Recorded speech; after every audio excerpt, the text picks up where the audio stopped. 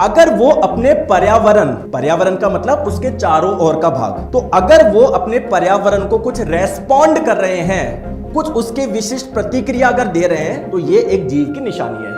दोस्तों आप सभी को दिवाली की बहुत बहुत शुभकामनाएं एडवांस में। और दोस्तों आपके लिए निर्माण बैच की जो क्लास 1 है वो मैं आप लोगों को फ्री दे रहा हूं, दिवाली स्पेशल बायोलॉजी की क्लास नंबर 1। ठीक है, जो निर्माण बैच है 2025 के सभी एग्जाम्स के लिए, एक बार पढ़ो, अच्छे से आप लोग पढ़िए। और दोस्तों दिवाली के शुभ अवसर पे इस पे ऑफर भी चल रहा है 18 से 22 तारीख तक। कोड यूज कर लीजिएगा दिवाली 200। ये सारे इसके फीचर्स है, आप लोग ऐप पे जाके देखोगे, सब आपको अच्छे से समझ में आ जाएंगे। ठीक है, तो कोर्स में जब आप लोग जाएंगे साइंस मैग्नेट ऐप इंस्टॉल करके कोर्स में, तो निर्माण बैच आप लोगों को मिलेगा। जब बाय नाउ करने जाओगे तो आप लोग कूपन कोड लगा लीजिएगा दिवाली 200, मात्र 599 में मिल जाएगा। 18 से 22 तक ही रहेगा। ठीक है, तो चलिए दोस्तों आप लोग लुत्फ उठाइए क्लास नंबर 1 का।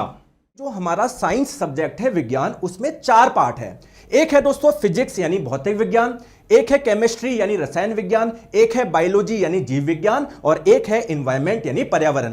तो आज मैं आप लोगों का जो शुरू करने जा रहा हूं वो है बायोलॉजी यानी जीव विज्ञान। तो अभी हम लोग बायोलॉजी यानी जीव विज्ञान शुरू करने जा रहे हैं। चलिए दोस्तों शुरू करते हैं ना, ध्यान से आप लोग समझना। तो पहला क्वेश्चन ये है कि सर ये बायोलॉजी यानी जीव विज्ञान है क्या, इस सब्जेक्ट में हम लोग पढ़ेंगे क्या। तो दोस्तों जीव विज्ञान है जीवों का अध्ययन, स्टडी ऑफ लिविंग। बहुत आसान भाषा में कि भाई जीव विज्ञान क्या है, स्टडी ऑफ लिविंग यानी जीवों का अध्ययन। जैसे आप लोग मुझे बताएंगे ये जो एक मच्छर है क्या वो एक जीव है क्या, जैसे हम एक जीव है क्या ये भी एक जीव है क्या। तो हमको जीवों के बारे में क्या क्या अध्ययन करना है, तो हम लोगों को दोस्तों जीवों के बारे में अध्ययन करना है कि उनकी बॉडी का स्ट्रक्चर क्या होता है, किसकी बॉडी में क्या क्या है, क्या इसकी बॉडी में हार्ट है, क्या हृदय है, क्या इसकी बॉडी में कुछ हड्डियां है, क्या इसके पंख है क्या।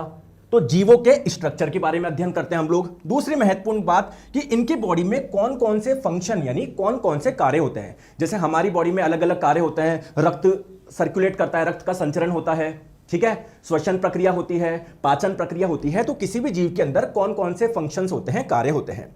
तीसरी महत्वपूर्ण बात कि दोस्तों इनकी ग्रोथ कैसे होती है। कभी तो पहले बहुत छोटा था, फिर धीरे धीरे ये बड़ा हो जाता है, तो इनकी ग्रोथ कैसे होती है, इसके बारे में हम लोग अध्ययन करेंगे। चौथी महत्वपूर्ण बात दोस्तों ये रिप्रोडक्शन यानी प्रजनन कैसे करते हैं। प्रजनन क्या होता है, संतान की उत्पत्ति। ऐसा तो है नहीं केवल ह्यूमन ही रिप्रोडक्शन यानी प्रजनन करते हैं, दोस्तों प्लांट भी करते हैं। अगर प्लांट प्रजनन नहीं करते तो नए प्लांट आपको देखने को नहीं मिलते, जो 10 साल पहले थे वही देखने को मिलते। तो आप लोग देख पा रहे हो कि दोस्तों प्लांट आप लोगों को हमेशा देखने को मिलते हैं, यानी प्लांट भी रिप्रोडक्शन करते हैं, पादप भी प्रजनन करता है, हर जीव प्रजनन करता है। ठीक है, तो आई होप आप लोगों को ये बात समझ में आई होगी। अब दोस्तों एक व्यक्ति थे जिनका नाम था एरिस्टोटल, हिंदी में हम लोग उन्हें अरस्तु बोलते हैं। उनका जीव विज्ञान में बहुत ज्यादा योगदान है। उन्होंने जीवों के बारे में कई चीजें बताई कि देखो जीवों में ये चीजें होती है, जीवों में ये चीज होती है। इसीलिए हम लोग एरिस्टोटल साहब, जिसे हिंदी में अरस्तु बोलते हैं, इन्हें हम लोग फादर ऑफ बायोलॉजी यानी जीव विज्ञान का जनक बोलते हैं। तो अगर एग्जाम में पूछ ले कि जीव विज्ञान का जनक किसे माना जाता है, तो आपका आंसर होगा एरिस्टोटल, और हिंदी में इन्हें अरस्तु बोलते हैं। ठीक है, अब क्वेश्चन यह है कि यहां पर जो सारी चर्चा होगी वो किस पे होगी, जीव पर होगी, लिविंग पर होगी। मेरा क्वेश्चन यह है क्या ये लिविंग है, क्या ये लिविंग है, क्या ये एक जीव है क्या।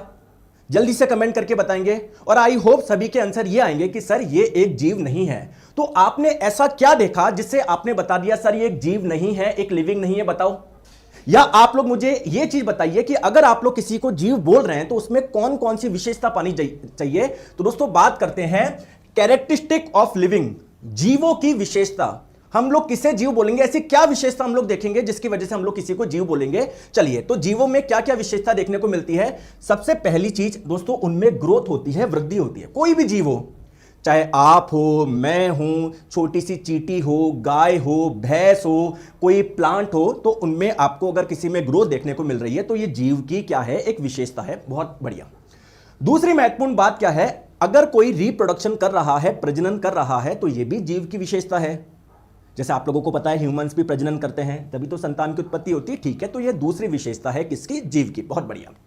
तीसरी बात करते हैं, अगर वो अपने पर्यावरण, पर्यावरण का मतलब उसके चारों ओर का भाग, तो अगर वो अपने पर्यावरण को कुछ रेस्पॉन्ड कर रहे हैं, कुछ उसके विशिष्ट प्रतिक्रिया अगर दे रहे हैं, तो ये एक जीव की निशानी है।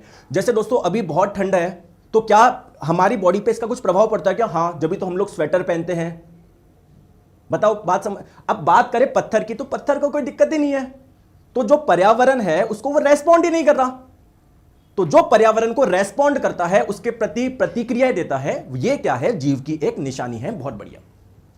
चौथी महत्वपूर्ण बात, जीव में आप लोगों को क्या देखने को मिलेगी कि दोस्तों वो ऊर्जा प्राप्त करता है, चाहे कैसे भी करे। जैसे हम लोग बात करें, हमारी बॉडी में अलग अलग फंक्शंस होते हैं, कार्य होते हैं, तो उसके लिए क्या ऊर्जा की जरूरत है? क्या ऊर्जा हम लोगों को किससे मिलती है? भोजन से मिलती है। तो अगर कोई ऊर्जा प्राप्त कर रहा है कहीं से भी और उसका यूटिलाइज कर रहा है, तो यह भी क्या है? जीव की एक विशेषता है। आई होप आप लोगों को जीव के बारे में 4 महत्वपूर्ण बात आप लोगों को समझ में आ गई होगी। अब क्वेश्चन यह आता है कि सर जीव विज्ञान की कुछ ब्रांचेस भी है क्या, कुछ शाखाएं भी है क्या? बताइए, चलिए बताइए, जीव विज्ञान की कितनी शाखाएं होती है? और जब भी मैं ऐसा क्वेश्चन पूछता हूं, आंसर आता है हमेशा 2। सर एक तो जूलॉजी, जीव जंतु विज्ञान, जिसमें सर एनिमल्स के बारे में पढ़ेंगे, और एक होती है बॉटनी यानी वनस्पति विज्ञान। दोस्तों यह पूरी तरीके से सही नहीं है। एक्चुअली में बायोलॉजी की बहुत सारी शाखाएं हैं। किसी शाखा में हम लोग लीवर के बारे में अध्ययन करेंगे, एक स्पेशल ब्रांच है। बहुत बढ़िया। जैसे आप लोग जब डॉक्टर के पास में जाते हैं, डॉक्टर भी अलग अलग ऑर्गन्स के होते हैं ना। कोई टीथ के डॉक्टर होते हैं, कोई लीवर के होते हैं, कोई किडनी के होते हैं, कोई हार्ट के होते हैं। तो बायोलॉजी की अलग अलग शाखा है। कोई शाखा ऐसी है जिसमें केवल किडनी का अध्ययन करेंगे, कोई शाखा ऐसी है जिसमें लीवर का अध्ययन करेंगे, कोई शाखा ऐसी है जिसमें प्लांट में जड़ों का अध्ययन करेंगे। बहुत सारी शाखाएं हैं, है ना। तो दोस्तों शाखाओं की संख्या आप लोग बता नहीं सकते हो, बहुत सारी शाखाएं हैं। फिर भी हम लोग बायोलॉजी को 3 ब्रांच यानी 3 शाखाओं में विभाजित कर सकते हैं। सर कौन सी है वो 3 शाखाएं? सबसे पहली है दोस्तों जूलॉजी, जिसे हिंदी में जंतु विज्ञान बोलते हैं, ठीक है। दूसरी है दोस्तों बॉटनी, जिसे वनस्पति विज्ञान बोलते हैं। और तीसरी है आप लोगों की माइक्रोबायोलॉजी, जिसे हिंदी में सूक्ष्म जीव विज्ञान बोलते हैं। सर इस शाखा में किसके बारे में पढ़ते हैं? दोस्तों जू किसको बोलते हैं? आपके शहर में भी होगा, जहां पर जब आप लोग जाते हो वहां पर बहुत सारे एनिमल्स होते हैं। तो जूलॉजी क्या होता है? स्टडी ऑफ एनिमल्स, जंतुओं का अध्ययन। इस शाखा में केवल हम लोग एनिमल्स के बारे में स्टडी करते हैं, अलग अलग जंतु के बारे में पढ़ते हैं। आप लोग आगे चल के अभी पता पड़ेगा कि हम भी एक प्रकार के एनिमल ही है, जंतु है। तो हमारे बारे में भी जो भी पढ़ोगे आप लोग, वो इसी शाखा में पढ़ोगे। बहुत बढ़िया। नेक्स्ट है दोस्तों बॉटनी यानी वनस्पति विज्ञान। जितने भी प्लांट्स है, जितने भी पादप है, उनका अध्ययन करेंगे हम लोग इस शाखा में। नेक्स्ट बात करते हैं माइक्रोबायोलॉजी, सूक्ष्म जीव विज्ञान। आप लोगों को दोस्तों पता नहीं होगा, अब आप लोगों को लगता है जीव कौन है? आप जीव है, मैं जीव हूं, चिड़िया है, लोमड़ी है, गाय है, भैंस है, शेर है। लेकिन इस पूरे पृथ्वी पे कुछ जीव ऐसे भी है जो हम लोग अपनी आंखों से देख ही नहीं सकते, इतने सूक्ष्म होते हैं वो। तो उन सूक्ष्म जीवों का जो अध्ययन है, उन माइक्रो ऑर्गेनिजम्स की जो स्टडी है, वो हम लोग इस शाखा में करेंगे। आई होप आप लोगों को यहां तक समझ में आ गया होगा। आ गया दोस्तों? अब बात करते हैं दोस्तों, एक बार हम लोग बायोलॉजी में कौन कौन से टॉपिक्स पढ़ने हैं हम लोगों को, एक बार सिलेबस पे हम लोग थोड़ी सी चर्चा कर लेते हैं। ये बहुत महत्वपूर्ण है। अब कई बार आपने देखा होगा, जब भी आप लोगों ने बायोलॉजी यानी जीव विज्ञान पढ़ी होगी या कोई बुक में देखी होगी, तो कोई बुक ऐसी होती है जहां पर सेल यानी कोशिका से शुरू करते हैं। कोई बुक देखी होगी जिसमें जीवों का वर्गीकरण से कोई शुरू करता है, कोई पाचन तंत्र से पढ़ाता है, कोई कहां से पढ़ाता है। आज तक समझ में नहीं आया सर जीव विज्ञान को पढ़ने का सही क्रम क्या होना चाहिए। अब आपके मन में क्वेश्चन आएगा, सर जो हम है वो किससे मिलकर बने हुए? बस सर बहुत सारी कोशिकाओं से मिलकर बने हुए, बहुत सारी सेल। तो सर सेल से स्टार्ट कर दो, कोशिका से। नहीं दोस्तों, मैं आप लोगों को वह क्रम फॉलो करूंगा जिससे आप लोगों को बायोलॉजी यानी जीव विज्ञान बहुत आसान लगे। आप मुझे एक चीज बताओ, आप खुद की बॉडी में क्या क्या देख सकते हो? मुझे एक चीज बताओ, क्या क्या देख सकते हो? आपकी बॉडी में बहुत सारे अंग हैं, क्या क्या देख सकते हो? सर मैं दांत देख सकता हूं, सर मैं त्वचा देख सकता हूं। जो लीवर है आपका, क्या वो देख सकते हो कि नहीं देख सकते? किडनी देख सकते हो कि नहीं देख सकते? आप लोगों को सोनोग्राफी वगैरह करवानी पड़ेगी। तो जो चीज हम लोग देख सकते हैं, जिसको जो डेली लाइफ में देखते हैं, पहले हम लोग उनको करेंगे तो चीजें आसान होगी ना। तो मैं आप लोगों को वह क्रम बताऊंगा जिससे बायोलॉजी पूरी आप लोगों के दिमाग में घुस जाए। सबसे पहले हम लोग पढ़ेंगे दोस्तों न्यूट्रिशन यानी पोषण। पोषण का मतलब जो भी हम लोग भोजन लेते हैं उसमें कौन कौन से पदार्थ होते हैं, किसका क्या कार्य होता है, किसकी मात्रा कितनी आवश्यक होती है। आगे बात समझ में, अगर किसी की मात्रा ज्यादा ले ली तो क्या हो जाएगा, पानी ज्यादा पी लिया तो क्या हो जाएगा, कम पी लिया तो क्या हो जाएगा, दाल ज्यादा खा ली तो क्या हो जाएगा, कम खा ली तो ये। तो पहला जो चैप्टर होगा हमारा पोषण होगा। दूसरा है दोस्तों पाचन तंत्र। जब कोई भी आप लोग भोजन खाओगे तो उसका हमारी बॉडी में डाइजेशन होता है, पाचन होता है। पाचन का मतलब वह सरल पदार्थों में टूटता है। तो इस सरल पदार्थ में तोड़ने के लिए हमारे बॉडी के बहुत सारे अंग हैं जो मिलकर एक साथ कार्य करते हैं। तो उन अंगों के बारे में पढ़ना है, उन ऑर्गन्स के बारे में पढ़ना है। दोस्तों बात क्लियर है क्या? ठीक है। तीसरी महत्वपूर्ण बात, हम लोग ब्लड यानी रक्त के बारे में पढ़ेंगे। Very good. उसके बाद में दोस्तों सर्कुलेटरी सिस्टम यानी परिसंचरण तंत्र, यानी कौन कौन से ऑर्गन हैं जो कि रक्त का परिसंचरण कराएंगे, सर्कुलेशन कराएंगे। ब्लड कैसे, हार्ट का क्या योग, इसमें आप लोगों का हार्ट के बारे में पढ़ोगे, हृदय के बारे में, अलग अलग रक्त वाहिका ब्लड वेसल्स के बारे में पढ़ोगे जिनसे रक्त प्रवाहित होता है। ओके। इसके बाद में दोस्तों कंकाल तंत्र, हमारी बॉडी का जो कंकाल है उसके बारे में अध्ययन करेंगे। हमारा कंकाल किससे मिलकर बना होता है? बहुत सारी हड्डियों से मिलकर बना होता है। हड्डियों को आपस में जो जोड़ने वाले होते हैं उसके बारे में अध्ययन करेंगे। ठीक है। इसके बाद में दोस्तों उत्सर्जन तंत्र, ठीक है। उत्सर्जन तंत्र यानी उन अंगों के बारे में हम लोग पढ़ेंगे जो हमारी बॉडी में उत्सर्जन का कार्य करते हैं। उत्सर्जन का मतलब क्या है? हमारी बॉडी में जो वेस्ट है उसको बाहर निकालने का कार्य करते हैं। उसके बाद में नर्वस सिस्टम यानी तंत्रिका तंत्र, इसमें हमारा ब्रेन यानी मस्तिष्क वगैरह सारी चीजें इसमें आती है। ठीक है। एंडोक्राइन सिस्टम यानी अंतःस्रावी तंत्र। सर अंतःस्रावी तंत्र एंडोक्राइन सिस्टम में क्या पढ़ेंगे दोस्तों? हमारी बॉडी में अलग अलग केमिकल्स बनते हैं जिनका अलग अलग कार्य होता है। इन केमिकल्स को हम लोग हार्मोन के नाम से जानते हैं। कोई हार्मोन होगा जो आपकी बॉडी की ग्रोथ करवाएगा, कोई हार्मोन होगा जो आप लोगों का ब्लड प्रेशर कंट्रोल करेगा, कोई हार्मोन आपको स्ट्रेस से बचाएगा। सब हार्मोन्स के बारे में पढ़ेंगे। ठीक है। फिर इसके बाद में दोस्तों कोशिका के बारे में हम लोग पढ़ेंगे। दोस्तों कोशिका मिलकर बनाती है टिश्यू यानी उत्तक, फिर उसके बारे में पढ़ेंगे। फिर उसके बाद में जीव प्रजनन कैसे करते हैं, कोई भी जीव हो, सारे जीवों के बारे में पढ़ेंगे एक्चुअली प्रजनन कैसे करते हैं। उसके बाद में दोस्तों जेनेटिक्स यानी आनुवंशिकी हम लोग पढ़ेंगे। उसके बाद में बॉटनी यानी वनस्पति विज्ञान। उसके बाद में जितने भी रोग हैं उनके बारे में हम लोग पढ़ेंगे। और उसके बाद में जीवों का वर्गीकरण। दोस्तों पूरी हम लोग एनसीईआरटी फॉलो करेंगे। सर एनसीईआरटी फॉलो करने का मतलब क्या है? जैसे अगर हम लोग बात करें, ये हमारा एक चैप्टर है, तो कोशिका के बारे में कुछ बातें क्लास 9वीं की एनसीईआरटी में लिखी हुई है, कुछ क्लास 7वीं की एनसीईआरटी में लिखी हुई है, कुछ 6ठी की एनसीईआरटी में लिखी हुई है। तो जब हम लोग पढ़ लेंगे तो सब कुछ कवर हो जाएगा, आपको अलग से कुछ करने की आवश्यकता नहीं है। आगे बात समझ में? चलिए, तो पहला चैप्टर हम लोग स्टार्ट करने जा रहे हैं, न्यूट्रिशन यानी पोषण। आगे बात समझ में? चलिए, तो बात करते हैं सबसे पहले इस चैप्टर में कि सर न्यूट्रिएंट यानी पोषक तत्व क्या होता है। चलिए दोस्तों कमेंट करके बताएंगे पोषक तत्व क्या होते हैं, न्यूट्रिएंट क्या होते हैं। दोस्तों जब भी हम लोग भोजन लेते हैं, भोजन में अलग अलग प्रकार के पदार्थ पाए जाते हैं जिनका अलग अलग कार्य होता है। कोई हमारी बॉडी की ग्रोथ करवाएगा, कोई हमारी बॉडी में कोई अलग कार्य करेगा। तो जब भी हम लोग भोजन लेते हैं उससे अलग अलग सब्सटेंस यानी पदार्थ मिलते हैं जिनका हमारी बॉडी में अलग अलग कार्य होता है। इन्हीं पदार्थों को हम लोग बोलते हैं पोषक तत्व। तो पोषक तत्व बेसिकली क्या है? पोषक तत्व ऐसे पदार्थ होते हैं जिनकी वजह से जीवों को यानी किसी ऑर्गेनिज्म को क्या क्या मिलती है? एनर्जी मिलती है, ऊर्जा मिलती है, जिनकी वजह से उनकी बॉडी में ग्रोथ होती है, जिनसे उनकी बॉडी में डेवलपमेंट होता है, विकास होता है, और उनकी लाइफ को मेंटेन रखने के लिए ये पदार्थ बहुत जरूरी है। सर कुछ उदाहरण बताइए ना। कुछ क्या, बहुत सारे हैं। जैसे आप लोग जब भोजन लेते हो, क्या भोजन में कार्बोहाइड्रेट होता है क्या? बिल्कुल सर, मुझे तो पता ही नहीं कौन से भोजन में होता है, अभी सब डिस्कस करेंगे, टेंशन मत लीजिए। दोस्तों प्रोटीन इसका उदाहरण हो गया, विटामिन इसके उदाहरण हो गए, खनिज इसके उदाहरण हो गए। जो आप लोग दूध दही वगैरह खाते हो उसमें फैट भी होता है, वसा भी इसका उदाहरण हो गया। ठीक है, अब आई होप आप लोगों को पोषक तत्व यानी न्यूट्रिएंट समझ में आ गया होगा। क्वेश्चन यह है कि सर न्यूट्रिएंट की रिक्वायरमेंट कितनी है, आवश्यकता कितनी है? ठीक है, तो देखिए पोषक तत्वों की आवश्यकता कितनी है या क्यों आवश्यक है। दोस्तों इस चीज को, इस टॉपिक को हम लोग दो पार्ट में क्लासिफाई कर सकते हैं। कैसे?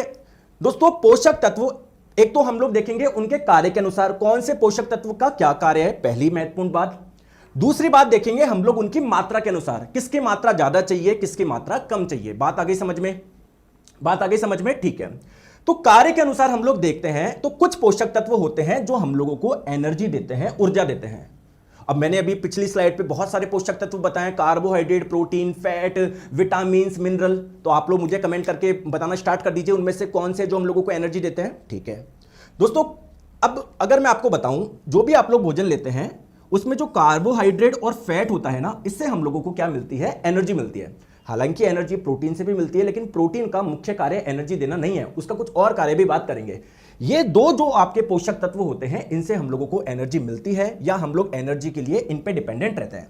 दोस्तों कार्बोहाइड्रेट जो होता है हमारे भोजन में, उससे तो हम लोगों को इंस्टेंट एनर्जी मिलती है। इंस्टेंट का मतलब क्या है? जैसे आप लोग जब भोजन करोगे उसके हो सकता है तुरंत मिल जाए, हो सकता है 5-6 घंटे बाद, 7-8 घंटे बाद। दोस्तों जो आप लोग फैट खाते हो तो ये हमारी बॉडी में स्टोर हो जाता है, संग्रहित हो जाता है। तो अगर आप लोग किसी दिन भोजन नहीं कर रहे, तो एक दिन खाना नहीं खाया हमने, ऐसा तो है नहीं उस दिन हम लोग मर जाएंगे। तो फिर उस दिन बॉडी को एनर्जी कैसे मिल रही है? तो आपकी बॉडी में जो फैट यानी वसा संग्रहित है वो आप लोगों को एनर्जी देता रहेगा। ठीक है, दूसरा बात करते हैं, कुछ पोषक तत्व ऐसे होते हैं जो हमारी बॉडी की बिल्डिंग करते हैं। जैसे आप लोग मुझे एक चीज बताइए, गलती से कभी हमारे यहां पर चोट लग जाएगी तो कुछ दिन बाद में देखोगे वो घाव आप लोगों का भर जाएगा, आपकी स्किन वैसी की वैसी हो जाएगी। बोलो, क्या हमारी बॉडी की रिपेयरिंग हो गई? क्या मरम्मत हो गई? क्या बॉडी की वापस बिल्डिंग हो गई क्या? तो कुछ पोषक तत्व होते हैं जो कि बॉडी की बिल्डिंग करते हैं, शरीर निर्माण में सहायक होते हैं। इसका एग्जाम्पल क्या हो जाएगा? प्रोटीन इसका एग्जाम्पल है। दोस्तों आप लोगों को पता होगा हमारी ग्रोथ ज्यादा कब होती है? जब हम लोग बच्चे होते हैं, जब ज्यादा ग्रोथ होती है। ये एडल्ट होती है तब ज्यादा ग्रोथ होता है। एडल्ट की तो ग्रोथ हो चुकी है, बच्चे की दोस्तों ग्रोथ, बच्चे में इसको बहुत ज्यादा ग्रोथ होने का, तभी तो वो बड़ा बनेगा, तो बच्चों को बहुत ज्यादा प्रोटीन की आवश्यकता होती है। ठीक है, कुछ पोषक तत्व होते हैं जो कि प्रोटेक्टिव होते हैं, संरक्षी होते हैं, हमारी हमको प्रोटेक्शन प्रोवाइड करते हैं अलग अलग बीमारी से। अगर वो नहीं होंगे तो हमारी बॉडी में अलग अलग प्रकार की बीमारी हो जाएगी। तो ऐसे कौन से पोषक तत्व है? जितने भी विटामिन है और जितने भी मिनरल्स है। खनिज, सर खनिज का मतलब क्या है? Sodium, calcium, iron. आई बात समझ में? क्लियर है, बहुत बढ़िया। आगे बात समझ में क्लियर है? ठीक है, तो आई होप आपको ये पोषक तत्व समझ में आया होगा, कौन से पोषक तत्व का क्या कार्य है। समझ में आया तो यस कर दीजिए, लाइक कर दीजिए दोस्तों। ठीक है, बात करते हैं अब मात्रा के अनुसार, अकॉर्डिंग टू अमाउंट, किसकी मात्रा हमको ज्यादा चाहिए, किसकी मात्रा हम लोगों को कम चाहिए। आ जाओ। तो दोस्तों कुछ पोषक तत्व है जिनकी मात्रा हम लोगों को कम चाहिए, उनको बोलते हैं माइक्रो न्यूट्रिएंट, यानी माइक्रो पोषक तत्व, जिनकी मात्रा हम लोगों को कम चाहिए, माइक्रो। और कुछ पोषक तत्व होते हैं जिनकी मात्रा हम लोगों को ज्यादा चाहिए, उन्हें बोलेंगे हम लोग मैक्रो। सर जैसे माइक्रो न्यूट्रिएंट उनकी बोलेंगे जिनकी रिक्वायरमेंट बहुत कम होती है, प्रतिदिन जिनकी आवश्यकता mg में चाहिए होती है, मिलीग्राम में, 1 mg, 2 mg, 50 mg, 30 mg। और मैक्रो न्यूट्रिएंट हम लोग उनको बोलेंगे, उन पोषक तत्वों को बोलेंगे जिनकी मात्रा ज्यादा चाहिए होती है, ग्राम्स में चाहिए होती है। 100 ग्राम चाहिए दिन में, 200 ग्राम चाहिए, 300 ग्राम चाहिए। आगे बात समझ में? तो चलिए एक बार पहले इसको और इसको और थोड़ा सा समझते हैं। ठीक है, तो माइक्रो न्यूट्रिएंट किसको बोलेंगे? जिनकी आवश्यकता कम है। कम का मतलब प्रतिदिन mg में चाहिए। तो दोस्तों जैसे मैं आपको बता दूं, विटामिन इसी का उदाहरण है, क्योंकि इसकी मात्रा प्रतिदिन mg में चाहिए होती है, ज्यादा नहीं चाहिए हम लोगों को। जो मिनरल्स होते हैं, खनिज होते हैं, वो भी इसी का ही उदाहरण है, क्योंकि इसकी भी मात्रा कम चाहिए होती है। फिर सर मैक्रो न्यूट्रिएंट यानी मैक्रो पोषक तत्व के उदाहरण क्या है? मैक्रो पोषक तत्व उनको बोलेंगे जिनकी मात्रा हम लोगों को ज्यादा चाहिए। जैसे अगर हम लोग बात करें कार्बोहाइड्रेट, आप लोगों को प्रतिदिन एक एडल्ट बॉडी की बात करें लगभग 300 ग्राम चाहिए। हालांकि वेरी करता है आपकी रोज दिनचर्या के आधार पर। अगर आप लोग बहुत ज्यादा कुछ फिजिकल एक्टिविटी वगैरह कर रहे हो तो हो सकता है आप लोगों को ज्यादा की आवश्यकता हो। तो देखो प्रतिदिन किस में चाहिए? ग्राम में। ज्यादा है ना काफी, तो इनको हम लोग बोलेंगे मैक्रो। ठीक है दोस्तों, फैट, वसा भी इसी का उदाहरण हो गया। दिन में प्रतिदिन 50 से 80 ग्राम आप लोगों को चाहिए। प्रोटीन भी आप लोगों को ज्यादा चाहिए। सर ये क्या लिखा हुआ है? ये एक्चुअली बॉडी वेट पे डिपेंड करती है प्रोटीन की मात्रा। अगर किसी का बॉडी वेट ज्यादा है तो उसको ज्यादा प्रोटीन की आवश्यकता है, क्योंकि उसकी मसल्स वगैरह ज्यादा है ना। ठीक है, तो कुल मिला के भी जब हम लोग प्रोटीन के बारे में पढ़ेंगे सारी चीजें डिस्कस करेंगे, निश्चिंत रहिए। पानी भी आप लोगों को प्रतिदिन 5 से 6 लीटर चाहिए। अगर आप लोग इसको किलोग्राम में चेंज करोगे तो 5 से 6 किलोग्राम हो गया, यानी 5000 से 6000 ग्राम। तो क्या ये आप लोगों का मैक्रो पोषक तत्व है क्या? बिल्कुल सर, ये मैक्रो पोषक तत्व है।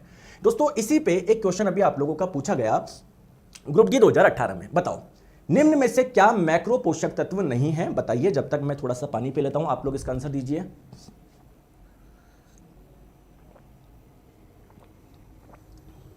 बताएंगे आप लोग? बताएं कौन सा मैक्रो पोषक तत्व नहीं है? कौन सा मैक्रो नहीं है? यानी माइक्रो के बारे में पूछा है। माइक्रो किसको बोलते हैं? जिनकी आवश्यकता हम लोगों को काफी कम है, प्रतिदिन जिनकी मात्रा mg में चाहिए होती है। विटामिन और मिनरल्स इसके उदाहरण है। तो ऑप्शन नंबर ए आपका हो जाएगा। आ गई बात समझ में? चलिए दोस्तों, ये क्वेश्चन अभी ग्रुप डी 14 सितंबर को पूछा गया। बताएंगे 2022 वाली शिफ्ट में। दोस्तों कौन से भोजन को आप लोग बॉडी बिल्डिंग फूड बोलोगे? जो बॉडी की बिल्डिंग करता है। कौन करता है? अभी मैंने बताया था, याद है? भूल गए? तो दोस्तों ऐसा भोजन जो कि जिसमें प्रोटीन भरपूर मात्रा में है, तो जो प्रोटीन से भरपूर भोजन है उसे हम लोग बोलोगे। जैसे मटर में काफी अधिक मात्रा में पाया जाता है। ये बात आप लोगों को समझ में आ रही है? ठीक है, चलिए अब आगे चलते हैं, एक एक के बारे में पढ़ते हैं। सबसे पहले हम लोग पढ़ते हैं कार्बोहाइड्रेट। ठीक है दोस्तों, आपकी जानकारी के लिए बता दूं, जो कार्बोहाइड्रेट होते हैं ना, उन्हें हम लोग शुगर यानी शर्करा के नाम से भी जानते हैं। किसके नाम से? शुगर यानी शर्करा के नाम से भी जानते हैं। क्यों सर? क्योंकि ये स्वाद में मीठे होते हैं। ठीक है, अब कार्बोहाइड्रेट के बारे में सबसे पहले कुछ इंपॉर्टेंट फैक्ट्स है, कुछ इंपॉर्टेंट पॉइंट है, वो हम लोग जानते हैं। चलिए बताइए, मैंने आपको कुछ बात बताई, आप ही बताओ। कार्बोहाइड्रेट के बारे में कुछ महत्वपूर्ण बिंदु बताओ। भूल गए क्या? तो इससे क्या मिलती है, आपको एनर्जी मिलती है। तो पहला महत्वपूर्ण बिंदु क्या हो जाएगा सर, ये ऊर्जा देने वाले पोषक तत्व है। क्या सही बात है क्या? दूसरी महत्वपूर्ण बात यह है कि सर 1 ग्राम अगर हम लोग कार्बोहाइड्रेट लेंगे तो हमको कितनी एनर्जी मिलती है। तो दोस्तों आप लोगों को मिलती है 4.1 से 4.5 किलो कैलोरी, या आप लोग इसको लगभग 4 किलो कैलोरी भी बोल सकते हैं। अब आपके मन में क्वेश्चन आएगा, एक बहुत महत्वपूर्ण क्वेश्चन आएगा, क्या कि सर कई जगह तो कैलोरी लिखा होता है और हम लोग दोस्तों किलो कैलोरी बोलते हैं, सर ये क्या चक्कर है?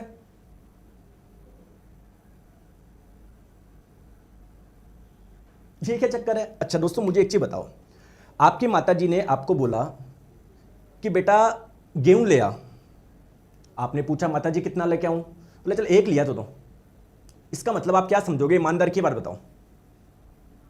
हो सकता है माताजी 1 किलो के लिए बोल रही हो या 1 कट्टे के लिए बोल रही हो, जैसे भी आपके डेली रूटीन में जो आता होगा उस प्रकार से आप लोग उसको कनेक्ट कर लोगे। बोलो हाँ या ना। अब ऐसा थोड़ी आप मार्केट में जाओगे, गेहूं का 1 दाना ले आओगे और माताजी को बोलोगे कि माताजी आपने 1 बोला था भैया, माताजी पिटाई कर देगी, ध्यान रखना। बोलो, तो ये कॉमन सेंस है। ये जो मान है बहुत कम है, एक्चुअली में जो मान है वो ये है, लेकिन आपको पता है इसको हम लोग जनरली बोलते हैं कैलोरी। कैलोरी कि हमको कितनी आवश्यकता है, 2000 कैलोरी। बेसिकली वो किलो कैलोरी होता है, वो किलो, लेकिन हम देसी भाषा में या जनरलाइज में कैलोरी कैलोरी कैलोरी बोलते रहते हैं। कौन इतना बड़ा बोले किलो कैलोरी किलो कैलोरी, ठीक है? तो एक्चुअली में वो किलो कैलोरी होती है, ध्यान रखिएगा। आगे बात समझ में, ठीक है दोस्तों। तीसरी महत्वपूर्ण बात कि इसकी डेली रिक्वायरमेंट क्या होती है, अभी भी मैंने बताया 300 ग्राम होती है प्रतिदिन। एक एडल्ट, एक वयस्क की बात करेंगे, ठीक है? चलिए आ जाओ। अब बात आती है कि सर कार्बोहाइड्रेट करता क्या है हमारी बॉडी में, इसके क्या क्या कार्य है। आइए, तो कार्बोहाइड्रेट का मेन कार्य क्या है, ये हम लोगों को देगा एनर्जी। दोस्तों आप मुझे एक चीज बताओ, आपके घर में सुबह सब्जी कुछ बनी, हो सकता है शाम को दाल बन गई हो या कोई दूसरी सब्जी बन गई हो, लेकिन एक चीज कॉमन रहती है हमारे भोजन में, रोटी बनती ही बनती है। बोलो हाँ या ना। आप बोलोगे नहीं सर रोटी की जगह कई बार चावल बन जाते हैं, ठीक है चावल बन जाता है, ये चीज कॉमन रहती है ना। तो रोटी किससे बनी होती है? अनाज से। हो सकता है आप गेहूं की रोटी खाते हो सकता है जौ की खाते हो सकता है बाजरा की खाते हो। तो दोस्तों जितने भी अनाज है ना हम लोग डेली खाते हैं, क्यों? क्योंकि इन अनाज से हमको मिलता है कार्बोहाइड्रेट, और कार्बोहाइड्रेट हम लोगों को बहुत ज्यादा चाहिए, दिन में 300 ग्राम चाहिए, इसलिए हम लोग रोटी तो हमारी कॉमन है। आगे बात समझ में, ठीक है? तो ये हमारा क्या है, प्राइमरी सोर्स है एनर्जी का। एनर्जी हमको और भी पोषक तत्व से मिल सकती है, लेकिन हम लोगों की जो डिपेंडेंसी होती है, जो मेन हम लोगों को लेना है वो यही लेना है। सर क्यों? सर हमको तो फैट से भी मिलती है, प्रोटीन से भी मिलती है कुछ एनर्जी, फिर ये क्यों है? क्योंकि कार्बोहाइड्रेट का हमारी बॉडी में इजीली डाइजेशन यानी पाचन हो जाता है। आगे बात समझ में, वेरी गुड। चलिए दूसरी बात करते हैं, सर इसका जनरल फॉर्मूला। दोस्तों इसका जनरल फॉर्मूला होता है ये। सर ये क्या है इसका सामान्य सूत्र? सब छोड़ो, आप लोग ध्यान से देखो, सी के आगे लिखा हुआ है एक्स। दोस्तों मैथ्स में आप लोग अगर किसी संख्या को एक्स मानते हैं तो उसका कोई ना कोई तो मान आता होगा, 1 2 3 4 5 6 10 20 100, कुछ ना कुछ तो आता होगा। बिल्कुल, यहां पर लिखा हुआ है H2O, उसके आगे Y, यानी ऑक्सीजन की भी कुछ संख्या है, हाइड्रोजन की भी कुछ संख्या है, यानी कार्बोहाइड्रेट जो होते हैं ना। पहली महत्वपूर्ण बात, अगर आप लोगों से एग्जाम में पूछा जाए कार्बोहाइड्रेट में कौन कौन से तत्व पाए जाते हैं, तो कौन कौन से पाए जाते हैं? कार्बन, पहली महत्वपूर्ण बात। और कौन सा तत्व पाया जाता है? Hydrogen, very good. और तीसरा महत्वपूर्ण तत्व कौन सा है? ऑक्सीजन। तो कभी भी एग्जाम में पूछ लिया जाए कि कार्बोहाइड्रेट किन से मिलकर बना होता है, आप लोग बोलोगे कार्बन, हाइड्रोजन, ऑक्सीजन। अब आप लोगों से क्वेश्चन पूछ लिया जाए, बताओ कार्बोहाइड्रेट में कितने कार्बन होते हैं, कितने हाइड्रोजन होते हैं, कितने ऑक्सीजन हो गए, तो आप लोग बोलोगे ये फिक्स नहीं है, अलग अलग कार्बोहाइड्रेट में इनकी संख्या अलग अलग होती है। इसलिए मैंने इधर एक्स लिख दिया, इधर वाई लिख दिया। किसी कार्बोहाइड्रेट में 6 होगा, किसी में 12 होगा। बात समझ में आ गई? लेकिन यह बात आप लोगों की क्लियर है कि दोस्तों ये जो तीनों हैं आप लोगों के, 3 तत्व आप लोगों के पाए जाते हैं। दोस्तों बताइए सर कार्बोहाइड्रेट मेरे को मिलेगा कैसे? सर ये तो बहुत जरूरी है, मिलेगा कैसे? तो कैसे मिलेगा आप मुझे बताओ, इसके सोर्स बताओ, कहां कहां से मिलता है? बहुत जगहों से मिलता है। चलिए दोस्तों, अनाज जो होते हैं ग्रेन्स, उनमें पाया जाता है, चाहे वो चावल हो, गेहूं हो, जौ हो, मक्का हो, उनमें आप लोगों को मिलता है कार्बोहाइड्रेट। दूसरी महत्वपूर्ण बात, जो आप लोग फल खाते हैं, चाहे वो एप्पल खाए चाहे ऑरेंज खाए, उनमें भी आप लोगों को कार्बोहाइड्रेट मिलती है। तीसरी महत्वपूर्ण बात दोस्तों, जो सब्जी आप लोग खाते हैं उनमें भी कार्बोहाइड्रेट होता है, आलू, मटर, गाजर, ठीक है, वेरी गुड। दोस्तों जो दलहनी फसलें होती है ना, जैसे मूंग, चना, दाल, इनमें भी आप लोगों का कार्बोहाइड्रेट होता है। सर मैंने तो पढ़ा था दाल में, चना में प्रोटीन होता है। बिल्कुल सही पढ़ा है। तो जरूर थोड़ी है कि अगर किसी से प्रोटीन मिल रहा है तो केवल प्रोटीन ही मिलेगा, उससे भैया कुछ कार्बोहाइड्रेट भी मिलती है, उनमें कुछ विटामिन भी होते हैं। अब जो दूध आप लोग पीते हैं उसमें क्या क्या होता है पता है आपको? कार्बोहाइड्रेट भी होती है, प्रोटीन भी होती है, फैट भी होते हैं, अलग अलग प्रकार के विटामिन भी होते हैं, मिनरल्स भी होते हैं। इसीलिए दूध को किसकी उपाधि दी गई है? अभी 2022 में क्वेश्चन पूछा गया था, दूध को किसकी उपाधि दी गई है? मिल्क को संतुलित आहार, बैलेंस डाइट। इसलिए रोज दूध पिया करो। वो क्यों बोला जाता है? दूध में सब मिल गया आप लोगों को, carbohydrate, protein, fat, vitamin, minerals. ठीक है, आ जाओ दोस्तों। जो डेयरी उत्पाद होते हैं, दूध हो गया, दही हो गया, छाछ हो गया, वेरी गुड। और दोस्तों जो आप लोगों के स्वीट फूड्स होते हैं ना, जैसे आप लोग शहद खा रहे हो, चीनी खा रहे हो, गुड़ खा रहे हो, इसमें भी क्या होती है? कार्बोहाइड्रेट होती है। दोस्तों मजा आ रहा है नहीं आ रहा कंटेंट में? तो भाई साहब दिन रात मेहनत करके आपके लिए कंटेंट बनाया जाता है, ऐसे हवा में उड़ के नहीं आता मैं। तो एक ही चीज पे मैं खेलता हूं, मेहनत करता हूं, वो कंटेंट है। Content content content content. आपको भी अगर सिलेक्शन लेना है, अगर आपको ईमानदारी से लेना है, अगर झूठी तैयारी कर रहे हो तो भूल, उसका तो कोई मतलब नहीं है। अगर आप लोग सही में तैयारी कर रहे हो, सिलेक्शन लेना चाहते हो, अपना सारा ध्यान आप लोग अपने कंटेंट पे रखो कि यार मेरे एग्जाम का सिलेबस ये है, ये कंटेंट है, सर पढ़ा रहे हैं। तो जितना ध्यान आप लोग इस पर रखोगे, इसको जितना बार बार रिवाइज करोगे उतना बेहतर है। इसके बाहर कुछ भी नहीं जाएगा आप लोगों का। और रही बात दोस्तों ग्रुप डी 2022, अभी जितने भी एग्जाम होगा ना, वो तो मैं आपको 20 दिन में क्वालिफाई करा दूंगा, 20 दिन में एग्जाम पास करवा दूंगा। लेकिन आप लोगों को पहले अच्छे से पूरा समझना जरूरी है। 20 दिन में करा दूंगा मैं सही बता रहा हूँ, लास्ट अंतिम 20 दिन में। लेकिन दोस्तों एक बार जब तक पूरी साइंस पढ़ लोगे ना, तो आप लोगों को फिर कोई सा भी एग्जाम हो जीवन में, कभी भी कोई समस्या नहीं आएगी। ठीक है, आ जाओ। चलिए अब बात करते हैं दोस्तों कार्बोहाइड्रेट के टाइप। दोस्तों सारी कार्बोहाइड्रेट एक जैसी नहीं होती है। बोलो मैं समझ पा रहा हूं? कुछ कार्बोहाइड्रेट होती है काफी सिंपल होती है, सरल होती है। मतलब जैसे ही हम लोग उनको खाएंगे, उनसे तुरंत हम लोगों को एनर्जी मिल जाती है। कुछ कार्बोहाइड्रेट थोड़ी सी कॉम्प्लिकेटेड होती है, थोड़ी जटिल होती है। जब हम लोग खाएंगे उसका पहले पाचन होगा, फिर उससे एनर्जी मिलेगी। कुछ और भी ज्यादा कॉम्प्लिकेटेड होती है, और भी जटिल होती है, खाएंगे उसका बहुत पाचन करना पड़ेगा, तब जाके उससे सिंपल कार्बोहाइड्रेट आप लोगों को मिलेगी। सर इसको एक उदाहरण से समझाइए, मैं थोड़ा सा कंफ्यूज हो गया। चलिए दोस्तों मुझे एक चीज बताएंगे, आप मुझे कोई एक सेंटेंस बोलो इंग्लिश में, एक सेंटेंस बोलो आप मुझे कोई सेंटेंस यानी कोई वाक्य बोलो इंग्लिश में। अरे कुछ तो बोल दिया करो सर को। Sir I love you, sir you are so smart, sir you are beautiful. ऐसे नहीं गुरुजी की कभी तारीफ कर दे। मुझे पता है मैं ब्यूटीफुल नहीं, लेकिन भाई झूठी कर दो। आ जाओ। तो मेरे प्यारे दोस्तों आप कोई भी सेंटेंस आप बोलोगे, जैसे आपने मुझे बोला यू आर ब्यूटीफुल। अरे क्या बात है भाई साहब, खुश कर दिया आज तो तुमने मुझे। दोस्तों क्या ये एक सेंटेंस है क्या? क्या एक वाक्य है क्या? बिल्कुल सर। दोस्तों ये वाक्य किससे मिलके बना हुआ है? सर ये 3 शब्दों से, 3 वर्ड से मिलके बना हुआ है। यानी अगर मैं आप लोगों से बोलूं सेंटेंस यानी वाक्य और वर्ड्स यानी शब्द, इनमें ज्यादा सरल कौन है? सरल कौन है? दोस्तों शब्द मिलके सेंटेंस बना रहे हैं, वाक्य बना रहे हैं, ये तो बहुत चीजों से मिलके बना हुआ है। आगे बात समझ में? तो आप लोग बोलोगे सर इससे सिंपल है शब्द। अब दोस्तों कोई शब्द आपने उठाया आर, ये किससे मिलके बना हुआ है? ए से, आर से, ई से, अंग्रेजी वर्णमाला के 3 अक्षर से मिलके बना हुआ है। ये अंग्रेजी वर्णमाला के 3 लेटर से मिलके बना हुआ है। तो अगर मैं आपको बोलूं कि वर्ड यानी शब्द और लेटर यानी अक्षर में और सिंपल कौन है? आप लोग बोलोगे सर ये सिंपल है, ये इसके मिलने से आप लोगों का कोई शब्द बन रहा है। बोलो हाँ या ना? चलो आ जाओ, चलो आ जाओ। तो दोस्तों कुछ मैं यहां पर लिख रहा हूं अंग्रेजी वर्णमाला के कुछ अक्षर यानी letter A, L, I, O, V, U, Y, E. दोस्तों आपको मैंने कुछ लेटर दिए, इससे मिलके कुछ आप लोगों को शब्द बनाना है। इन लेटर का इस्तेमाल करते हो, बताओ कौन सा बनाओगे? आई, वाई, एल, इल, ऐसा कुछ वर्ड होता है क्या? नहीं। ए सर मैंने सुना था, अरे वो हमारी देशी भाषा, ऐसा कुछ वर्ड नहीं है। ए, वो अरे आप कुछ बताओ। देखो मेरे को तो एक चीज दिख रही है, क्या? LOVE, लव, प्यार। क्या बात है दोस्तों, और कुछ शब्द बना सकते हो क्या? YOU, अरे क्या बात है। अब मुझे बताओ इसका इस्तेमाल करके और इनका इस्तेमाल करके कुछ वाक्य बना सकते हो क्या? बना सकते हो क्या? तो आई लव यू, तो आई लव यू। अगर मैं बोलूं इसमें सबसे सिंपल क्या है, सर इसमें सबसे सिंपल यानी सबसे सरल ये है। अगर मैं बोलूं कि इसके बाद में फिर सर ये थोड़ा सा जटिल है और ये और भी जटिल है, तो सिमिलरली कार्बोहाइड्रेट भी ऐसी होती है। कुछ कार्बोहाइड्रेट बिल्कुल सिंपल होती है, बिल्कुल सरल होती है इनकी जैसी, कुछ थोड़ी जटिल होती है और कुछ और जटिल होती है। मजा आया या नहीं आया, बोलूं हां या ना, बोलूं हां या ना, आया? चलिए, तो दोस्तों कार्बोहाइड्रेट तीन प्रकार की होती है।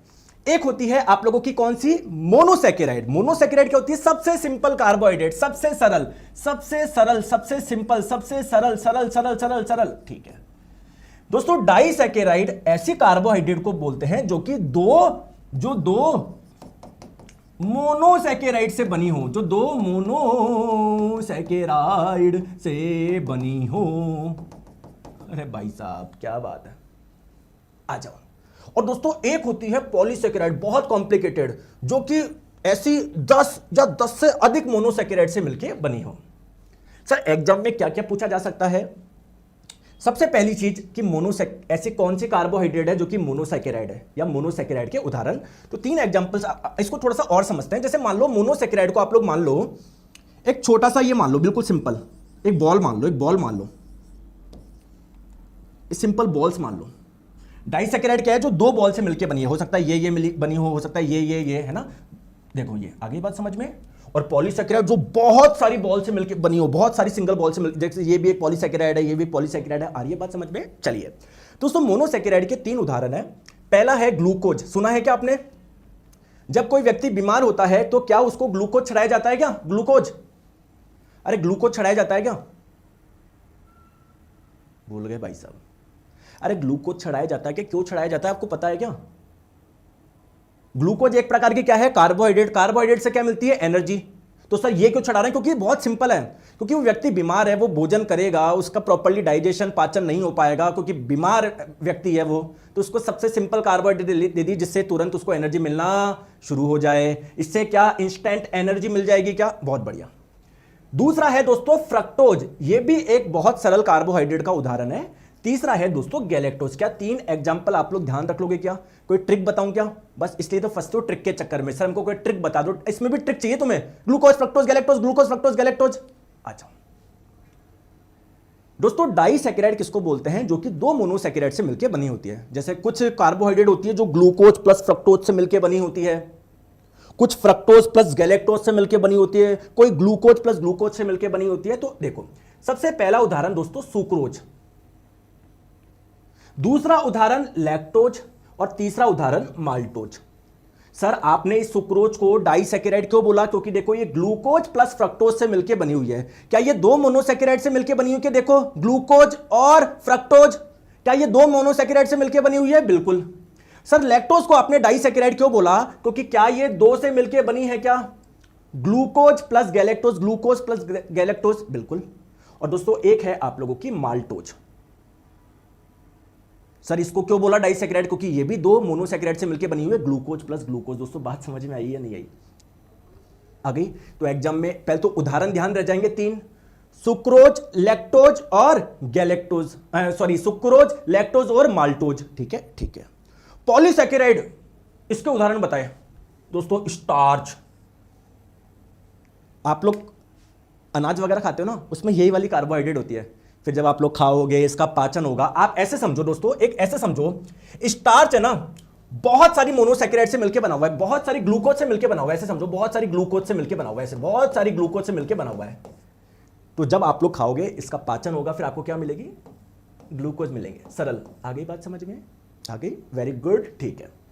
नेक्स्ट बात करते हैं सेल्यूलोज। ये भी एक आपकी कॉम्प्लिकेटेड, काफी जटिल कार्बोहाइड्रेट है। नेक्स्ट बात करते हैं ग्लाइकोजन। तो अब चर्चा करें एक एक के बारे में, एक एक के बारे में चर्चा करें। चलिए दोस्तों पहले इनको समझते हैं।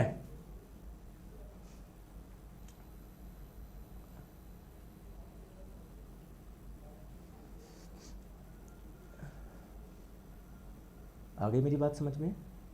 अब बात करते हैं दोस्तों, सबसे पहले थोड़ा मोनोसैकेराइड के बारे में समझ ले। चलो जल्दी लिख के बताओ, मोनोसैकेराइड के तीन एग्जांपल बताओ, जल्दी से बताओ। देखते हैं याद है नहीं है, भूल गए। पानी पी लेता हूं थोड़ा सा, जल्दी तीन बताओ। Glucose, fructose, galactose. चलिए तो सबसे पहले बात करते हैं दोस्तों ग्लूकोज के बारे में। अगर आप लोगों से पूछा जाए कि सर ग्लूकोज में कौन कौन से तत्व पाए जाते हैं, तो ग्लूकोज एक कार्बोहाइड्रेट ही तो है, तो इसमें क्या क्या मिलेगा, कार्बन, हाइड्रोजन, ऑक्सीजन। संख्या पूछे तो दोस्तों इसका एक्चुअल में फॉर्मूला होता है C6H12O6। ठीक है, तो ये ग्लूकोज का फॉर्मूला है। बहुत बढ़िया। और दोस्तों ध्यान रखिएगा, इसे हम लोग ब्लड शुगर के नाम से भी जानते हैं, रक्त शर्करा के नाम से भी जानते हैं। सर शुगर कहां से आ गया, अभी मैंने बताया था ना, कार्बोहाइड्रेट को शुगर यानी शर्करा के नाम से भी जानते हैं। जी सर। दोस्तों जब आप लोग भोजन करते हो, कोई सी भी कार्बोहाइड्रेट लो, जब उसका डाइजेशन होता है तो आप लोगों को कौन सी कार्बोहाइड्रेट मिलेगी, जो सबसे सिंपल है, सरल है, ग्लूकोज, फ्रक्टोज, गैलेक्टोज। लास्ट में दोस्तों फ्रक्टोज और गैलेक्टोज भी ग्लूकोज में बदल जाती है और अल्टीमेटली हमारे ब्लड में आ जाती है। तो ब्लड में कौन सी कार्बोहाइड्रेट पाई जाती है, ये वाली, इसीलिए इसे ब्लड कार्बोहाइड्रेट, ब्लड शुगर, रक्त शर्करा के नाम से जानते हैं।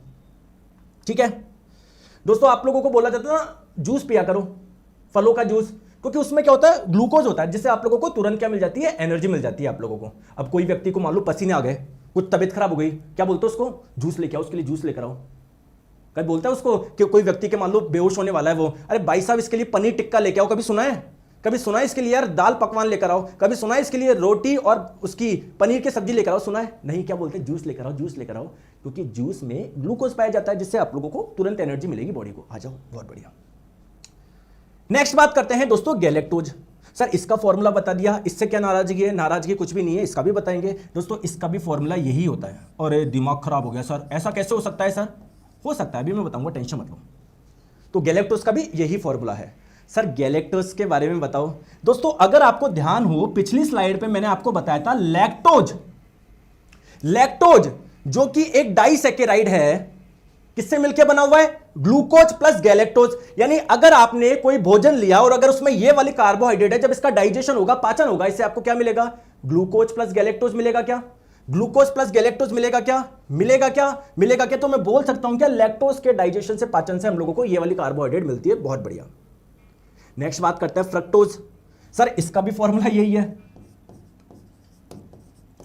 ठीक है दोस्तों, ये इसका जो स्वाद होता है ना, काफी मीठा होता है। जितनी भी कार्बोहाइड्रेट होती है उसमें सबसे मीठी, स्वीटेस्ट जो होती है वो यही होती है। तो मुझे बताओ ये वाली कार्बोहाइड्रेट कहां पे मिलेगी, कॉमन सेंस लगा के बताओ। आप ऐसी क्या चीज खाते हो जो मीठा लगता है आप लोगों को? चावल मीठे लगते हैं? वो तो चीनी मिलाते हो तब लगता है, ऐसा तो नहीं है। रोटी खाते हो मीठी लगती है, सब्जी खाते हो मीठी लगती है, नहीं। लेकिन फल खाते हो मीठे लगते हैं, इसका मतलब फल में ये वाली कार्बोहाइड्रेट है। ठीक है दोस्तों, इसको केन शुगर के नाम से भी जानते हैं, क्योंकि जो शुगर केन होता है, गन्ना होता है, मीठा होता है ना, तो उसमें ये वाली कार्बोहाइड्रेट बहुत ज्यादा होती है। तो जितनी भी कार्बोहाइड्रेट नेचुरली पाई जाती है, नेचुरली जितनी भी शुगर पाई जाती है, उसमें सबसे मीठी कौन सी है, यही है। ना ग्लूकोज है, ना गैलेक्टोज है, ना माल्टोज है, ना कुछ है, ये सबसे मीठी है। बहुत बढ़िया। आ जाओ सर, आपने मुझे बताया कि इसका फॉर्मूला ये है, इसका फॉर्मूला ये है, इसका फॉर्मूला ये है। सर अगर तीनों के फॉर्मूला ही समान है तो तीनों एक जैसे ही तो होने चाहिए, इनका नाम अलग अलग क्यों है? दोस्तों चलो मुझे बताओ, आपके पास में कितने कितने कान हैं, कमेंट करके बताओ। चलो एक यहां से बच्चा पकड़ लेते हैं, गोकुल नाम का बच्चा, गोकुल नाम का बच्चा इधर पकड़ लेते हैं। गोकुल जी बताना आपके कितने कान हैं, कितने कान हैं आपके? 2 कान है। बहुत बढ़िया। तो कान की संख्या गोकुल जी के पास में 2 है। गोकुल जी आपके पास में हाथ भी 2 होंगे, गोकुल जी आपके पास में पैर भी 2 होंगे। आगे बात समझ में? ठीक है। अब यहां पर कोई दूसरा व्यक्ति लेते हैं, राकेश जी। राकेश जी को मैंने लिया, राकेश जी के पास में कान की संख्या कितनी है, 2 है, हाथ की संख्या इनके पास भी 2 है और पैर की संख्या इनके पास भी 2 है। तो भाई साहब ये नाम अलग अलग क्यों रखा? एक का गोकुल, एक का राकेश, एक का नीरज, एक का सुप्रिया, एक का नेहा, एक का अपूर्वा, एक का अंजलि, एक का खुशबू। ऐसे नाम क्यों रखे भाई साहब?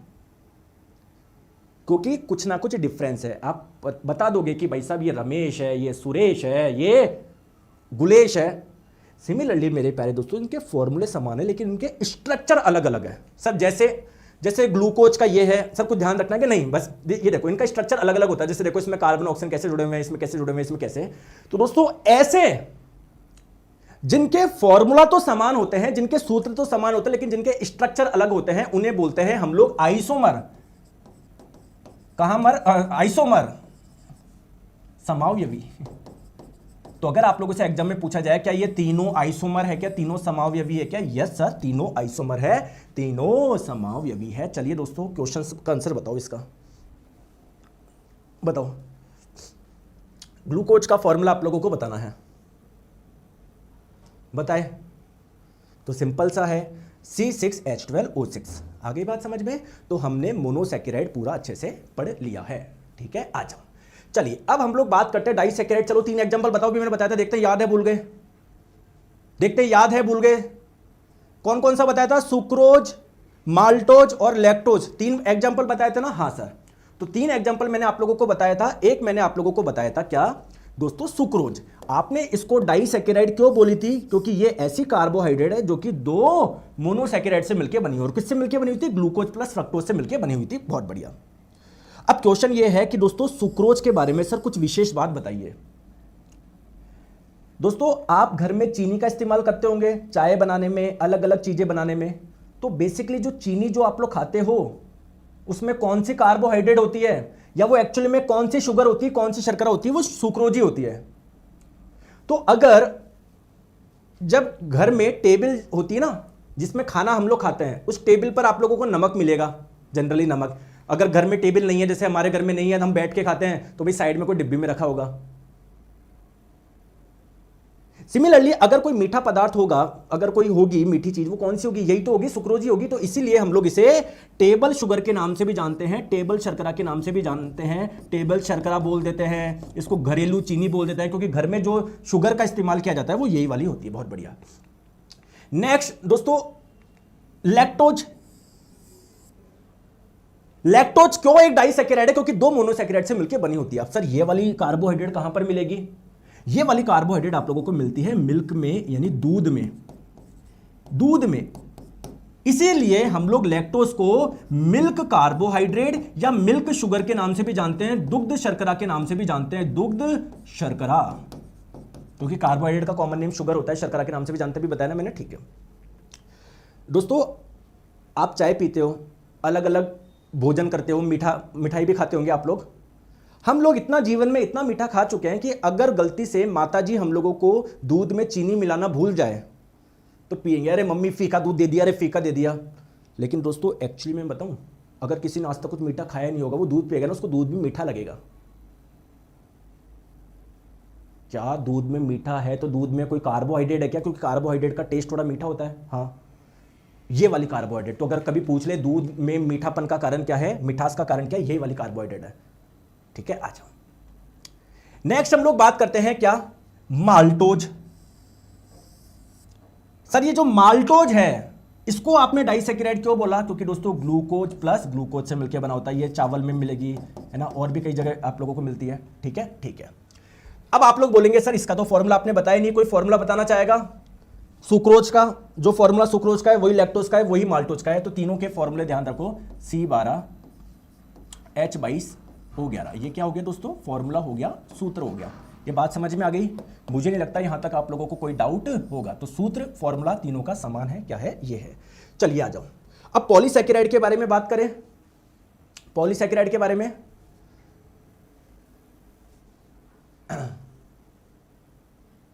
आ जाओ। तो पॉलीसैकेराइड, 3 पॉलीसैकेराइड के बारे में आपको ध्यान रखना है, सिर्फ बहुत सारी होती है, 3 के बारे में आपको ध्यान रखना है। सबसे पहली ग्लाइकोजन, ओके, दूसरी हो गई आप लोगों की सेल्यूलोज, और तीसरी हो गई आप लोगों की स्टार्च। चलो एक एक के बारे में चर्चा करते हैं। अपना सारा ध्यान आप लोग रखिए ग्लाइकोजन पे। सर ये कैसी कार्बोहाइड्रेट है? बहुत कॉम्प्लिकेटेड है, बहुत सारे मोनोसैकेराइड से मिलकर बनी हुई है, ठीक है। तो सर ये वाली जो कार्बोहाइड्रेट होती है कहां पर मिलती है, क्या मिलती है, इसके बारे में थोड़ा सा समझाइए। दोस्तों आपने क्या किया? भोजन किया, भोजन में कार्बोहाइड्रेट थी, जब उसका डाइजेशन हुआ, पाचन होगा, तो आप लोगों को सिंपल कार्बोहाइड्रेट मिलेगी या नहीं मिलेगी? क्या ग्लूकोज एक ऐसी ही सिंपल कार्बोहाइड्रेट का उदाहरण है क्या? बोलो हाँ या ना। अब दोस्तों आप लोग खाते जा रहे हो, खाते जा रहे हो, खाते जा रहे हो, तो आप लोगों के बॉडी में क्या ग्लूकोज आता जाएगा, आता जाएगा, आता जाएगा, आता जाएगा, नहीं आता जाएगा? बिल्कुल आता जाएगा।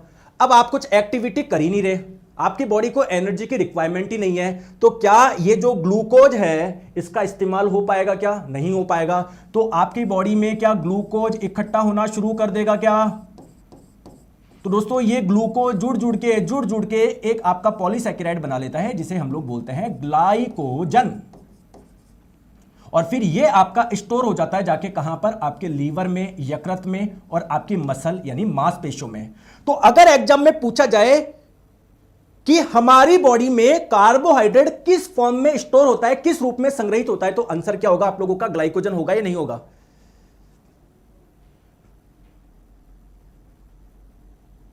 बताइए। अरे समझ रहा हूं। चलिए, तो दोस्तों ध्यान रखिएगा, जितने भी एनिमल्स होते हैं, हम भी एक प्रकार के एनिमल्स ही, एक प्रकार के जंतु हैं। तो अगर आप लोगों से पूछा जाए कि जंतुओं में जो कार्बोहाइड्रेट संग्रहित होता है, स्टोर होता है, वो किस रूप में होता है? ग्लाइकोजन के रूप में। और कहां पर होता है? दो अंगों में होता है आप लोगों के, एक तो लीवर में, यकृत में जाके स्टोर हो जाता है, और हमारी मसल्स यानी मांसपेशियों में। महत्वपूर्ण बात ध्यान रख लोगे? जी सर, हम लोग ध्यान रख लेंगे।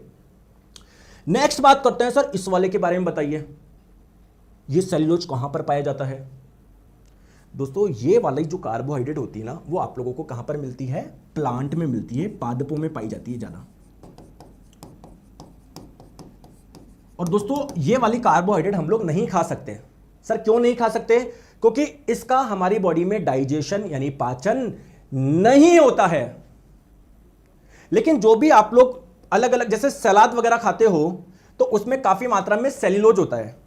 तो आप लोग बोलोगे कि सर हम लोग फिर खा ही क्यों रहे हैं अगर उसका हमारी बॉडी में पाचन नहीं हो, उसमें जो सेल्यूलोज है उसका पाचन नहीं होगा? तो उसका मैं कारण आप लोगों को बताता हूं। देखो एक्चुअली में क्या होता है,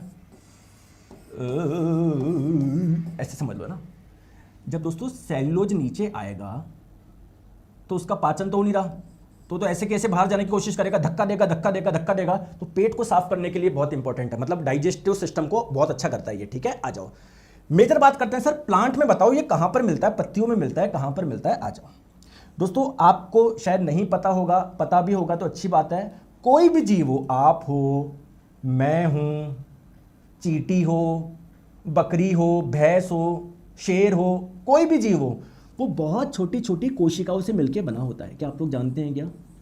दोस्तों कोशिका की सबसे आउटर लेयर होती है ना, सबसे बाहरी परत, उसे हम लोग बोलते हैं सेल वॉल। हिंदी में बताओ कोशिका भित्ति बोलते हैं। तो पादप की जो कोशिका भित्ति होती है वो किसकी बनी होती है? सेल्यूलोज की बनी होती है। ठीक है, तो ये वाली जो कार्बोहाइड्रेट प्लांट्स में मिलती है, कहां पर मिलती है? उनकी सेल वॉल में मिलती है, उनकी कोशिका भित्ति में मिलती है। बहुत बढ़िया। नेक्स्ट बात करते हैं स्टार्च।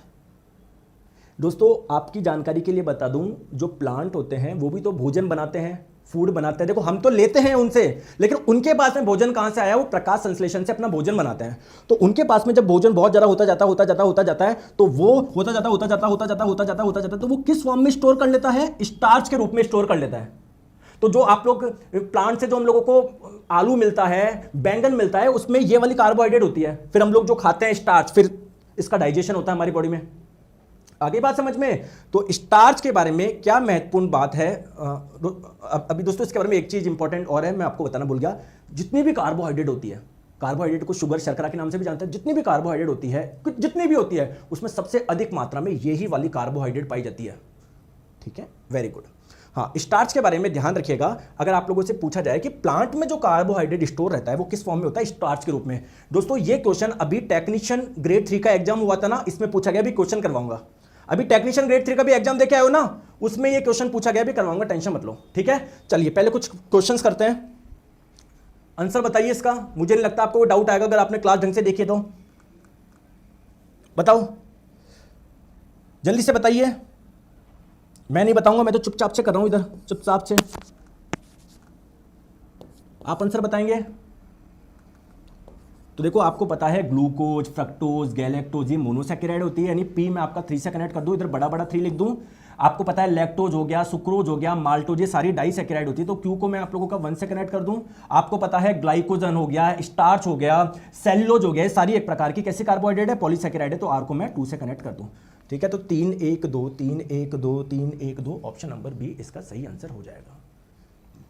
आगे बात समझ में? चलिए बताएं फलों को मीठा बनाने के लिए कौन सी शर्करा जिम्मेदार है? शर्करा किसको बोलते हैं? कार्बोहाइड्रेट का ही कॉमन नेम शुगर है, शर्करा। इसको ही सामान्यतः शर्करा के नाम से जानते हैं। तो यहां पर सारी ही कार्बोहाइड्रेट है। किसकी वजह से फलों में मीठापन होता है? फ्रक्टोज की वजह से होता है। Option number A. चले आगे, चलिए दोस्तों इसका आंसर बताएंगे।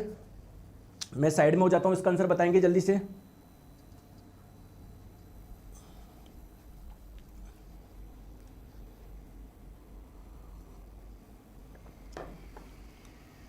देखो ग्लूकोज दोस्तों, जैसे ग्लूकोज बहुत सिंपल कार्बोहाइड्रेट है, जैसे ही हम लोग लेंगे तो हमारी बॉडी को तुरंत एनर्जी मिल जाती है। हमारी बॉडी किससे मिलकर बनी हुई है? बहुत सारी कोशिकाओं से। तो बेसिकली ये कोशिकाओं को तुरंत एनर्जी मिल जाएगी किससे? तो पी आप लोगों का 2 से कनेक्ट हो जाएगा। ग्लाइकोजन क्या है? तो हमारी बॉडी में जो ग्लूकोज स्टोर रहता है या कार्बोहाइड्रेट स्टोर रहता है वो किस फॉर्म में रहता है? ग्लाइकोजन में रूप में। तो क्यू आप लोगों का 3 से कनेक्ट हो जाएगा। स्टार्च क्या है? Stored form of glucose in plants. तो आर आप लोगों का 1 से कनेक्ट हो जाएगा। सेलुलोज क्या होता है? प्लांट को स्ट्रक्चर देता है, संरचना देता है, क्योंकि उसकी कोशिका भित्ति इसी से तो मिलकर बनी है। तो 2 3 1 4 ऑप्शन नंबर सी। ठीक है, चलिए दोस्तों इस बार का क्वेश्चन रेलवे टेक्नीशियन किसकी शिफ्ट में आया था? ये 23 दिसंबर सेकंड शिफ्ट। आप में से किसी का था एग्जाम इस दिन? बताओ। कार्बोहाइड्रेट जो तुरंत उपयोग नहीं किए जाते हैं उन्हें डैश के रूप में संग्रहित किया जाता है, जो पौधे द्वारा अंतःऊर्जा भंडार के रूप में कार्य करता है। बताओ कौन सी कार्बोहाइड्रेट की बात हो रही है? मतलब बोला जा रहा है कि प्लांट कार्बोहाइड्रेट किस फॉर्म में स्टोर कर लेते हैं और फिर जब जरूरत होती है फिर उसका इस्तेमाल करते हैं। तो प्लांट में जो कार्बोहाइड्रेट स्टोर रहता है वो स्टार्च के रूप में रहता है। दोस्तों आ रहा है समझ में? कोई परेशानी, कोई दिक्कत? मजा आया नहीं आया? आया? दोस्तों आई होप क्लास आप लोगों को अच्छी लगी होगी। तो 2025 के सभी एग्जाम्स के लिए साइंस का फाउंडेशन बैच, निर्माण बैच जुड़िए, बेहतरीन तैयारी करिए। जिस दिन आप लोग बैच ज्वाइन करोगे तब से 1 साल का आप लोगों को एक्सेस रहेगा। और दोस्तों ऑफर चल रहा है दिवाली के उपलक्ष्य में 18 से 22 तक, तो कोड यूज कर लीजिएगा दिवाली 200। कंप्लीट थ्योरी बैच है, साथ में सारे क्वेश्चंस करवाए जाते हैं। जो क्लास हो चुकी है आप लोगों को रिकॉर्डिंग मिल जाएगी। 2024 के भी सारे क्वेश्चंस इसमें करवाए गए हैं। पूरा कंटेंट बायलिंगुअल है, हर क्लास की आपको पीडीएफ मिलेगी। साथ में साइंस की चैप्टर वाइज टेस्ट सीरीज भी आप लोगों को फ्री है। और जिस दिन ज्वाइन करोगे तब से 1 साल की वैलिडिटी है। तो कोर्स में जाके, निर्माण बैच में जाके जब बाय नाउ आप लोग करेंगे, यहां पर आप लोगों के पास में बाय नाउ का ऑप्शन आएगा, कूपन कोड आप लोग लगा लीजिएगा दिवाली 200। धन्यवाद।